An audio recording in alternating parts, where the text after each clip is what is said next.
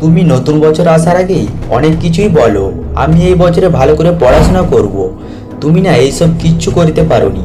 বছরের পর বছর এরকম বলেই আসছো, আর কতদিন এরকম বলবে? তুমি বুকে হাত রেখে বলো, এই বছরটা হবে আমার জীবনের বড় লক্ষ্য। তুমি যদি স্কুলে ভালো স্টুডেন্ট হতে চাও, তাহলে তোমাকে মন দিয়ে পড়াশোনা করতে হবে। তোমার বাবা মা এত কষ্ট করে পড়াশোনা শেখায় তোমাকে, আর তুমি ফালতু টাইম নষ্ট করছো সোশ্যাল মিডিয়াতে। এইসব সোশ্যাল মিডিয়া থেকে তুমি দূরে থাকো। তোমার লক্ষ্য একটাই, তোমার পড়াশোনা। তুমি দেখতে দেখতে আরেকটা বছর হারিয়ে ফেলেছো। হয়তো কিছু করতে পারোনি। 2024 সালটা তুমি এমনভাবে সাজাও যেন পুরো গল্পটাই যেন পাল্টে যায়। আজ থেকে তুমি ফেসবুক, ইনস্টাগ্রাম এসব বন্ধ করে তুমি নিজেকে একবার প্রশ্ন করে দেখো, তুমি এইসব সোশ্যাল মিডিয়া থেকে তুমি কি পেয়েছো?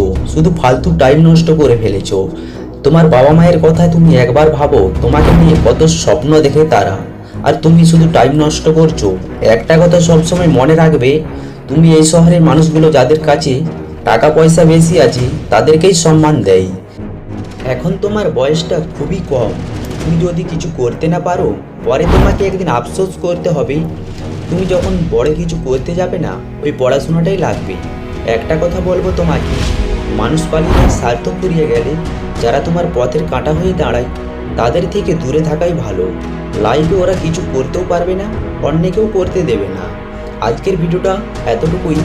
ভিডিওটা দেখে যদি তোমরা বিন্দুমাত্র মোটিভেশন হয়ে থাকো, তো অবশ্যই চ্যানেলটা সাবস্ক্রাইব করে রাখো এরকম ভিডিও পাওয়ার জন্য।